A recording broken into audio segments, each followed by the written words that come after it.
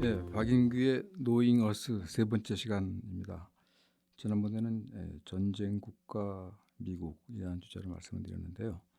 이번 시간에는 그 미국의 금권 정치 또는 금권 지배에 관해서 말씀을 드리려고 합니다. 미국의 그 월터 맥두걸이라는 유명한 역사학자가 있는데 그분이 그런 말씀을 했다고 그래요. 지난 400년간 세계에서 일어난 가장 큰 사건은 미국의 건국이다. 그런 얘기를 했고, 또 하나는 뭐냐면 미국은 그 시작부터 비즈니스 문명이었다. 즉 사업, 돈벌이가 그 나라의 어떤 가장 중요한 사회활동이었다라는 말씀을 합니다.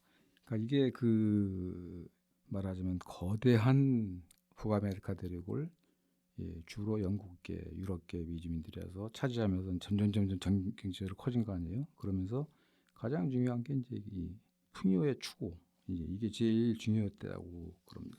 그 부분과 관련해서 그 토코빌이라고 있죠. 그 1830년대 미국을 여행했던 프랑스 귀족인데 그분이 뭐라 그랬냐면 미국의 국민성을 깊이 파들어가면 그들은 이 세상 모든 것의 가치를 단 하나의 질문, 즉 그것이 얼마나 많은 돈을 벌어올 것인가에 대한 답에서 찾아왔음을 알게 된다. 그보다 한 5년 전에 그 미국으로 미주한 프란시스 그랜트라는 작가가 있다는데 이분도 그런 말을 해요. 비즈니스는 미국인들의 영혼 그 자체이다. 미국인은 자신이나 가족에게 생활의 안락을 조달하기 위한 수단으로서가 아니라 모든 인간적 행복의 원천으로서 비즈니스를 추구한다. 그런 얘기를 했습니다. 켈빈 쿨리지라고 1920년대에 미국 대통령 한 분이 있는데 이분이 한 유명한 말이 있죠. 비즈니스 오브 아메리카 is 비즈니스. 미국의 사업은 비즈니스다. 그러면서 또 뭐라고 그랬냐면 부가 인간의 최종 목표다. 그 얘기까지 했습니다. 돈을 추구하는 게 나쁠 수는 없죠. 나쁘다고 할 수는 없죠. 근데 문제는 그 각 개인이 부를 추구하다 보면 그 모두가 부자가 될 수는 없잖아요. 그러니까 좀 그런 부를 향한 추구에서 떠지는 사람도 있을 텐데 그런 가난한 사람들을 위해서 정부가 뭘 해야 된다. 이런 게 없다는 거죠. 가난한 사람들에서 사회복지를 해야 된다 이런 생각이 처음 난 게 뉴딜 때라고 합니다. 그 전까지는 각자 알아서 돈 벌어. 이게 이제 그 나라의 어떤 에토스라고 할까 정신이라고 하는데 그러다 보니까 시간이 지나면서 미국 정치가 금권이 민권을 압도하는. 그러니까 정부가 다수의 가난한 사람들보다는 소수의 부자를 위한 정치를 하겠다는 거죠. 카터 대통령이 2015년도에 오프라 윈프리라고 유명한 그 여성 앵커 있죠. 여성 앵커하고 인터뷰를 했는데 뭐라 그랬냐면 오늘날 미국은 금권이 정치를 지배한다. 정치적 뇌물이 누가 대통령이 될지를 결정한다. 주지사나 연방 상하 의원도 마찬가지다. 요즘 미국에서 대통령 선거 치르려면 대략 한 3억 달러치 든다고 합니다. 그 3억 달러를 누가 되느냐? 바로 대기업, 대자본이 되는 거죠. 이제 우리는 민주주의 대신 금권 정치를 갖게 됐다. 이로써 정치 체제의 근본적 윤리 도덕 기준에 최악의 손상이 가해졌다. 그 미국 사람들은 러시아를 이제 비판하면서 올리가르히라는 말을 많이 쓰는데 그게 바로 이제 금권 과두 세력을 말하는 거죠. 근데 사실 미국도 다름이 없다는 얘기입니다. 크리스 헤지스라고 뉴욕 타임즈의 중동 특파원을 하다가 9.11 사태 이후 이라크 침공을 굉장히 비판했던 언론인인데 그것 때문에 잘렸죠. 지금 그래서 이제 주로 개인적인 방송을 하고 있는데 그 사람도 이런 얘기를 했어요. 슈퍼 리치, 그러니까 슈퍼 갑부에게 모든 것은 이윤 추구의 대상일 뿐이다. 인간, 사회적 제도, 자연까지도 개인적 이익을 위한 착취의 대상에 불과하다. 그리하여 인간을 비롯한 모든 것들은 완전히 소진되거나 붕괴된다. 이런 얘기를 했습니다. 하나 더 말씀드리죠. 이 루즈벨트 대통령 1933년부터 45년까지 12년간 미국을 통치했던 루즈벨트 대통령 뉴딜을 시행을 했고 아마 미국 역사상 가장 진보적 경제 정책을 했다는 분인데 이분이 1933년도 그러니까 대통령이 되던 해에 그 에드워드 하우스라고 하우스 중령이라고 윌슨 대통령의 최측근인 사람한테 보낸 편지에서 뭐라고 그랬냐면 당신이나 나나 잘 알고 있지만 진실은 앤드루 잭슨 대통령 이래 금융 엘리트가 정부를 소유하고 있다는 것이다. 윌슨 행정부도 마찬가지였고 아직도 그 투쟁은 계속되고 있다. 이렇게 얘기를 했어요. 쉽게 말해서 민권과 금권의 대결에서 정부는 금권 편을 들어왔다. 그 얘기죠. 어떤 미국적 전통이 그런 거랍니다. 실제로 그 아담 스미스도 그런 얘기를 했다고 그래요. 그 정부의 역할은 소수의 부자를 다수의 가난한 사람의 공격으로부터 보호해 주는 것이다. 그런 얘기 했다고 그러는데 미국은 사실 그 건국 초기부터 금권 지배였어요. 우리가 보통 민주주의라고 그러면은 다수의 지배를 생각하는데 이 사람들은 민주주의의 공포가 있다는 거죠. 건국을 주도한 사람들이. 그래서 다수의 지배를 막기 위한 정치 체제를 추구해 왔다고 합니다. 마이클 페런티라고 미국의 반골 정치학자가 있는데 이분이 데모크라시 for the few 그러니까 소수를 위한 정치 체제라는 책을 썼어요. 일종의 정치학 교과서인데 이분은 대단히 비판적인 그 학자라서 미국 대학에서는 이제 그 테뉴어라고 그래서 종신고용직을 받아야 이제 이 교수직이 보장되는데 결국 테뉴어를 못 받았죠. 근데 이분이 쓴 그 데모크라시 for the few라는 책을 보면 건국 초기, 건국 이전부터 이미 미국은 부자들이 지배하는 사회였다. 예를 들면 1700년도 뉴욕주의 땅 4분의 3은 12개 가문이 지배하고 있었다. 또 1760년도 뉴욕, 보스턴, 필라델피아 등 5개 주요 도시에서 통상, 해운, 은행, 광산업, 제조업을 장악한 사람들은 500명이었다. 또 건국 이후에도 선거권을 가지려면 일정한 재산이 있어야 되는데 여기에 해당되는 사람은 백인 남성의 한 10분의 1 정도였고 주지사라든가 상원의원, 하원의원 등 관직에 오르려면 엄청난 재산이 있어야 되는데 예를 들어서 사우스캐롤라이나주 같은 경우에는 상원 의원이 되려면 약 7,000파운드의 부동산이 있어야 된다고 합니다. 이게 요즘으로 따지면 한 100만 달러 된다고 그래요. 독립전쟁을 하면서 상당한 전쟁 비용이 들 거 아니에요? 그래가지고 이 미국 국민들이 이 국채도 사고 막 그랬는데 결국은 이제 어려워졌죠. 그 1786년에 매사추세츠주에서 셰이스라는 사람이 반란을 일으켰어요. 우리들 부채를 좀 탕감해주고 땅도 좀 균등하게 분배해달라 해서 반란을 일으켰는데 결국은 이제 군대를 동원해서 진압을 했죠. 그래서 그 뒤 이후에 제퍼슨, 애덤스, 그다음에 메디슨 이런 사람들이 이제 그 헌법을 만들었는데 우선 이제 중요한 것은 1913년도에 찰스 비어드라는 사람이 미국 헌법의 경제적 해석이라는 책을 냈는데 거기서 주요한 결론 중 하나는 뭐냐면 헌법 제정자의 대다수는 엄청난 부자였고 상당한 채권을 소유한 사람들이었다. 그리고 말하자면 그런 부자들의 이익을 대변해서 헌법이 만들어졌다라는 겁니다. 그리고 이 사람들은 다수에 의한 지배, 이 민주주의를 가장 두려워했다고 그래요. 실제로 이 미국 역사를 보면은 1630년인가요? 그 매사추세츠 온 그 창교도 설립자 존 윈스럽, 미국 영국인 그 당시 영국인들에게 우리는 세계인들에게 언덕 위의 도시, 그러니까 모범이 될 만한 사회를 만들어야 된다라고 설계했던 분인데. 이분이 뭐라고 그랬냐면 민주주의는 대부분의 문명 국가들에서 정부의 온갖 형태 중 가장 비천하고 최악의 것으로 간주된다. 이렇게 얘기를 했어요. 존 애덤스라고 이분이 아마 2대인가 4대인가 미국 대통령을 한 사람인데 이분은 뭐라고 그랬냐면 한마디로 결론을 얘기하면 재산권의 신성함이 인민들의 생활 보장보다 훨씬 중요하다라고 얘기했는데 뭐라고 그랬냐면 다수의 투표에 의해 모든 것이 결정된다면 재산이 없는 800만, 900만의 사람들이 재산이 많은 100만이나 200만의 권리를 박탈할 것이다. 부채가 먼저 말소되고 부자들에게만 세금이 무겁게 부과될 것이다. 마지막에는 모든 것에 하향 균등 분배가 요구될 것이고 이에 대해 투표할 것이다.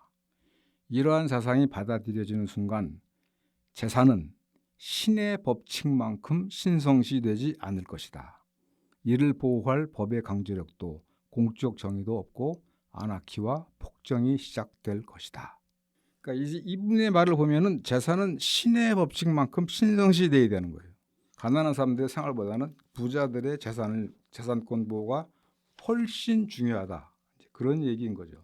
그 필라델피아에 부유한 사람이 이제 필립 모리스라는 분이 있는데 이 사람은 원래는 이제 지방자치를 더 강조해가지고 주의 권한이 연방정부보다 세야 된다. 뭐 이렇게 주장했던 사람인데 독립전쟁이 끝난 다음에 가난한 사람들이 뭐 부채를 탕감해달라, 우리에게도 땅을 달라 이런 식의 요구를 하니까 뭐라고 그랬냐면 우리의 가장 중요한 위험은 우리 헌법의 민주적인 부분에서 온다.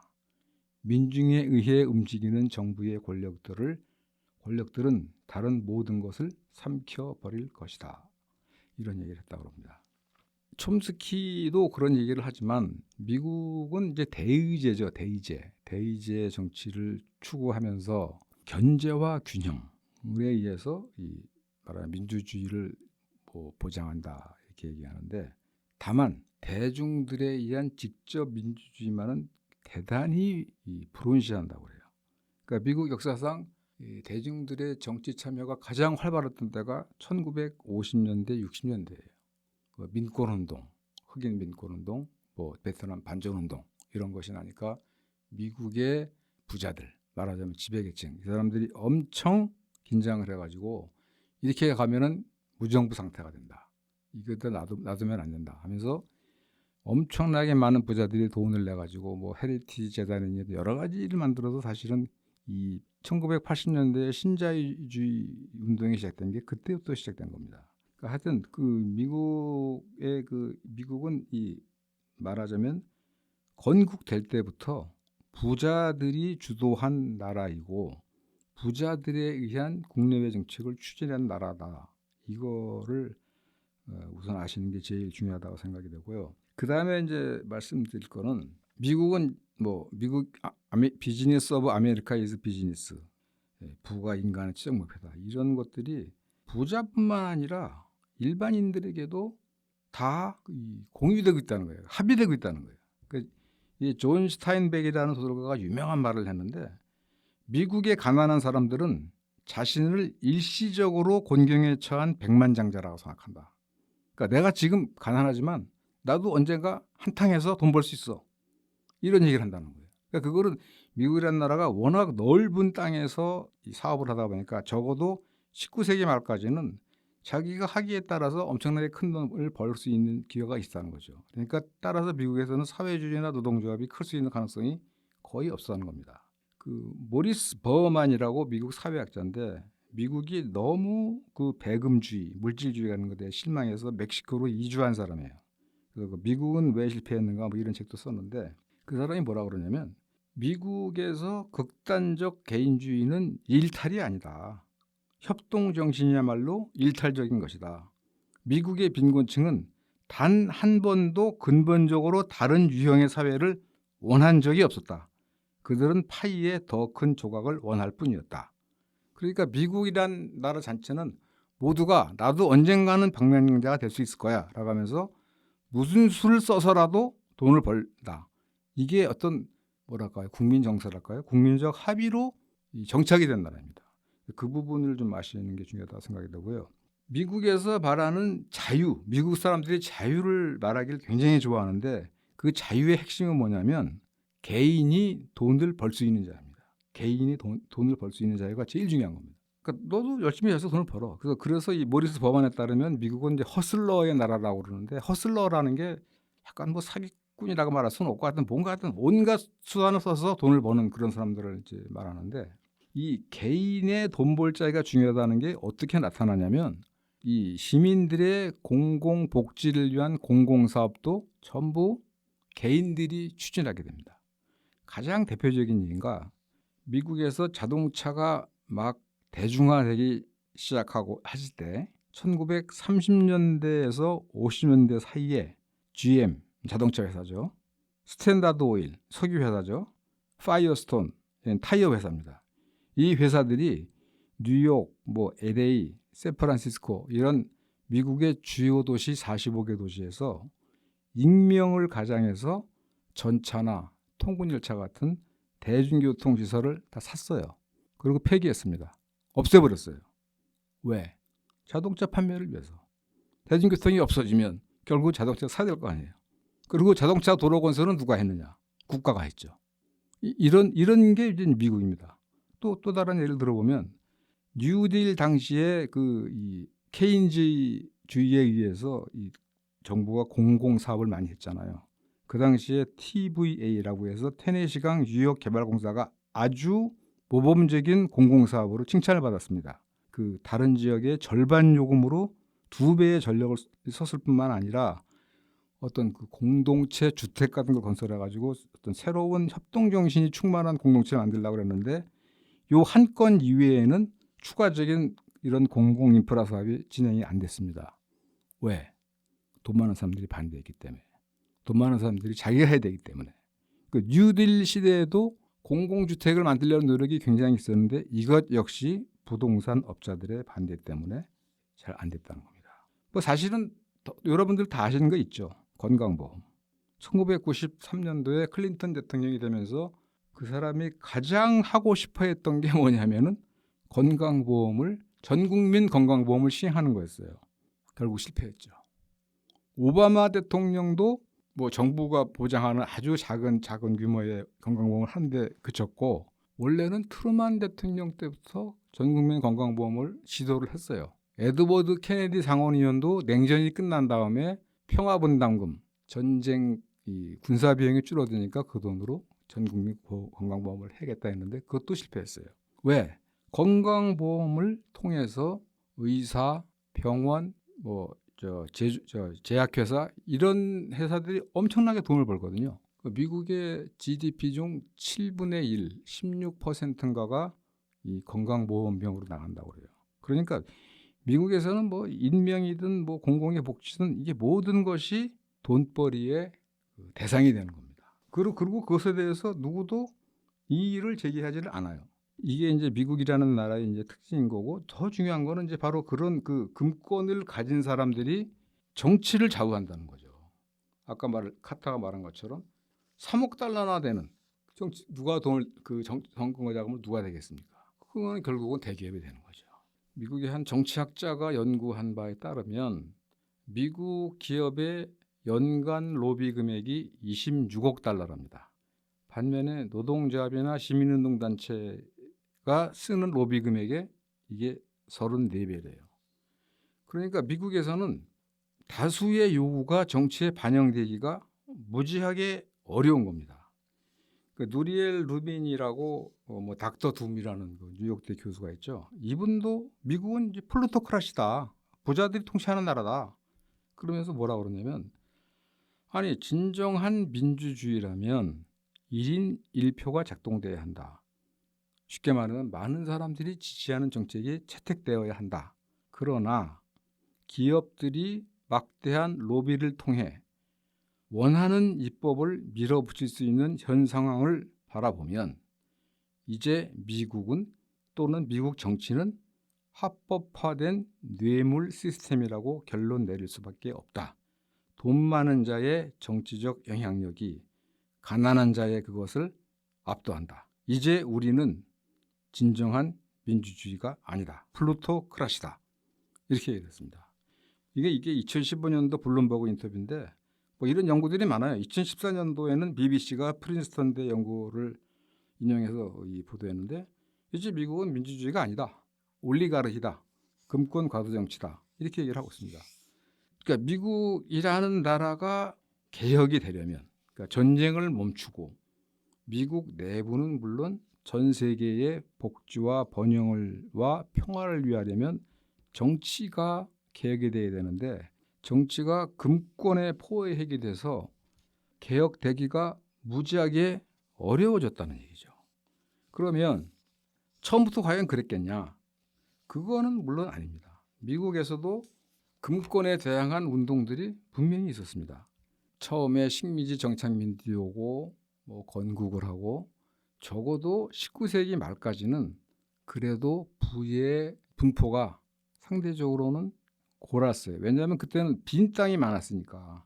그러니까 1893년도에 대공황이 오면서부터 1898년도에 이제 해외 진출이 시작됐고, 사실은 1893년도에 공황이 오면서 농민이나 노동자들이 엄청난 개혁 운동을 시작합니다. 그 뭐 인민당이라고 그러죠. 농민들, 포퓰리스트들, 윌리엄 제닝스 브라이언이나 뭐 이런 사람들이 나타나서 진보주의 운동을 했고, 실제로 일정한 개혁 성과도 얻어냅니다. 예를 들면은 스탠다드 오일의 미국 석유 산업을 거의 독점했는데, 이거를 이제 독점 금지법을 만들어 가지고 해체시키기도 하고, 그다음에 머크레킹이라고 그래서 머크레이커, 그러니까 이 폭로주의 언론인들이 나타나서 이 부자들이 얼마나 이 말하자면 부패와 이 부정을 저지르고 있는가, 이런 걸 막 고발을 하고 해서 나름 일정한 정도의 개혁을 이루는데, 그 당시를 이제 대략 1890년부터 1차 대전 나기까지를 이제 그 진보주의 운동의 시기라고 그래요.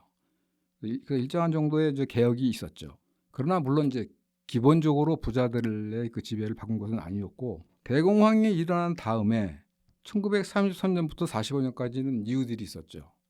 이 대공황이라는 거는 이거 대단히 큰 사건입니다. 사실은 그냥 자본주의가 망한 거예요.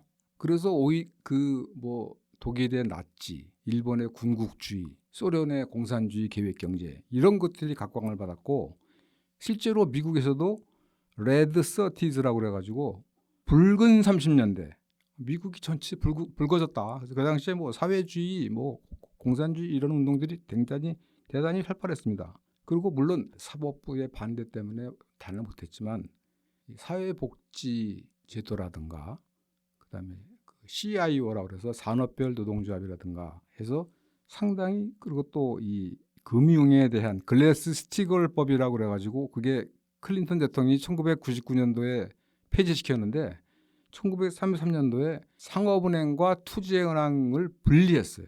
상업은행은 일반인들의 돈을 받아서 그 예금과 대출을 해주는 데고, 투자은행은 엄청난 뭐 큰 투자를 해서 막 돈을 벌고 그러는 건데, 이게 같이 하다 보면 위험하다 해서 그걸 갈랐거든요. 그러니까 그런 정도로 유디시대에도 상당한 정도의 계획이 있었고, 그 다음에 45년부터 한 70년대까지가 이제 이 서구에서 이제 영광의 30년, 그러니까 자본주의 역사상 최대의 번영을 누린 때라고 하는데, 그 이유는 뭐냐면 사실은 소련이라는 강력한 라이벌이 있었기 때문에 그래요. 그러니까 공산주의와 대치하면서 자본주의도 인민들에게 잘 살 수 있다라는 걸 보여주기 위해서 미국이 상당히 양보를 한 겁니다. 예를 들어서 독일 같은 나라의 관리 이사회입니까? 그 기업의 이사회에 노동자가 절반이 들어가잖아요. 이거는 미국에서는 상상할 수가 없는 제도예요. 근데 이걸 서독에서 시행을 했어요. 미국이 이걸 하도록 서양한 거는 뭐냐? 동독과 대치하고 있으니까 자본주의인이 이렇게 잘 살 수 있다라는 걸 보여주기 위해서, 말하자면 쇼케이스였죠. 한국도 마찬가지입니다. 한국도 바로 북한과 대치하고 있기 때문에 한국이라는 나라가 성공하도록 계속 도와줘야 돼요. 그래서 70년대까지는 이 서구 자본주의가 그런 대로 이 국민들의 복지를 위해서 활동할 수 있었던 거죠. 또 1950년대 중반부터 1960년대까지는 흑인 민권운동, 반전운동, 이런 걸 통해서 미국의 어떤 부당한 대외 군사 개입이나 미국 내의 인종차별을 막는 이런 운동들이 상당히 진행이 됐습니다. 그런데 이제 문제는 사실은 지금 와서 많은 사람들이 얘기하지만 1950, 60년대에 그런 그 진보적인 운동들이 그런 경제적 평등을 위한, 특히 노동자들의 복지를 위한 운동에 대한 그런 전략이 있었어야 되는데 그 부분에 대해서 상당히 부족했다라는 얘기가 나옵니다. 베트남 반전운동이 대단히 강력했거든요. 그러다 보니까 이른바 부자들이 70년대부터 엄청나게 많은 싱크탱크에 돈을 대주면서 신자유주의 운동을 지원하고, 81년도에 레이건이 대통령이 되면서 금융화가 시작이 되죠. 그러니까 미국이란 나라는 5, 60년대까지는 제조업 부분에서도 세계 최고였는데 60년대부터는 서독과 일본의 도전을 받으면서 제조업이 점점 약해져요. 그러면서 이 제조업 가지고는 안 되겠는데, 그래서 그러면 금융화가 시작된 겁니다. 돈 놓고 돈 먹기. 그러니까 그 전에 제조업은 뭔가 사람들의 생활에 도움이 되는 물건을 만들어서 그걸 팔아서 이윤을 획득하는 거라면, 금융화는 그냥 돈을 어딘가 투자해서 바로 돈을 빼먹는 거예요. 가장 쉬운 게 이제 외환 시장이죠. 71년도에 끝난 브레튼 우즈 때는 환율이 다 고정돼 있기 때문에 외환 시장에 돈을 들 이유가 없었어요. 그런데 73년도 이후부터는 외환 시장이 자유화되다 보니까 그 환율에 따라서 어디에 돈을 막 넣느냐에 따라서 엄청난 돈을 벌 수가 있어요. 하여튼 뭐 그런 식으로 해가지고 금융화가 됐고, 90년대에는 세계화가 됐죠. 그러니까 90년대에는 야, 이제 제조업은 돈이 안 돼. 그러니까 미국 사람들은 돈 버는 게 큰 목적이니까 제조업은 돈이 안 돼. 그럼 어떻게 해야 되느냐? 나프타라는 걸 만들어서 미국의 제조업 기지를 캐나다나 멕시코로 옮기고, 그리고 나중에는 중국으로 옮긴 거죠. 중국으로 옮겨가지고 거기서 사다가 쓰면 되는 거예요. 그러니까 지금은 그렇게 하다 보니까 중국이 세계의 공장이 된 겁니다.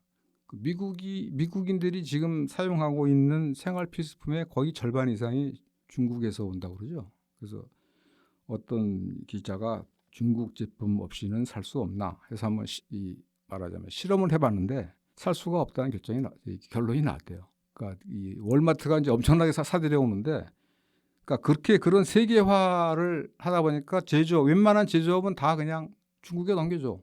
아니면 이제 그 중국과 뭐 한국과 뭐 말레이시아, 인도네시아 이런 나라들이 동아시아가 크게 된 거죠. 사실은 그래서 중국과 한국은 세계화의 혜택을 본 것만은 사실입니다. 예를 들어서 애플 휴대폰, 스마트폰 이거를 이제 중국에서 만들잖아요. 근데 미국 그 애플 본사는 그냥 그 설계만 하는 겁니다. 기획하고 설계해서 중국에 보내는 거예요. 그러면 판매액의 약 60%를 애플이 가져간답니다. 그리고 나머지 한 15, 20%를 일본이나 한국이 가져간답니다. 그러니까 일본이나 한국은 휴대폰, 스마트폰에 들어가는 이제 이 부품, 소재들을 만드니까 중국에서 차지하는 몫은 한 5%밖에 안 된다고 그래요. 그러니까 사실 미국의 대기업들은 세계화의 덕을 많이 본 거죠. 그런 식으로 해서 지난 30년 동안 세계화가 계속돼 왔는데, 이제 우크라이나 전쟁으로 뭐 디커플링이다, 디리스킹이다 하면서 그 세계화 시대는 이제 끝이 난 겁니다. 끝이 났고, 중요한 것은 지금 말씀드린 것처럼 19세기 말 20세기 초에 진보주의 운동, 1930년대에 뉴딜, 그다음에 1960년대에 어떤 민권운동, 반전평화운동을 했지만 80년대 이후로는 그런 부자들의 전횡에 대적하는 새로운 운동이 적어도 아직까지는 나타나지 않고 있다는 거죠. 물론 이제 그 몇 가지 성과가 있긴 합니다. 미국이 이제 브레튼 우드 체제 중에서 그 처음에는 이제 그 세계 무역에 관해서 합의가 너무 힘드니까 가트라고 그래서 관세 및 무역에 관한 일반 협정이라는 걸 만들고, 그때 뭐 케네디 라운드, 우루과이 라운드 이런 식으로 이제 그 새로운 무역 규칙을 정하다가 1995년도에 세계 무역 기구를 만들었잖아요. WTO. 근데 거기서 제일 중요한 거는 사실은 이 자본의 이동을 자유스럽게 하는 겁니다. 어떤 국가로부터도 방해를 받지 않도록 하는 게 제일 중요한 내용인데, WTO가 1999년 시애틀 반대 시위에서 좌초되기 시작하고, 지금 사실은 뭐 중국이 워낙 커지니까 WTO가 미국이 만들었으면서도 미국이 이제 완전히 이제 버린 게 돼버렸고, 2008년 금융 위기가 나면서 미국이 대형 금융기관들을 위해서는 수천억 달러, 나아가서 뭐 수조 달러를 퍼부었지만, 그때 금융위기 때 그 집을 잃어버린 사람들이 약 900만 내지 1000만 명인데 이 사람들은 구제하지 않았습니다. 그러다 보니까 2011년도에 뭐 데이빗 그레이버라고 우리나라도 많이 알려진 아나키스트죠. 이런 사람들이 아큐파이 월스트리트, 월가 점거 운동을 일으켜서 지금의 정치는 1%를 위한 정치다, 99%를 위한 정치를 해라 라고 점거 운동을 해서 잠깐 반짝했는데, 아직까지 제도 정치권을 균열을 내지는 못하고 있습니다.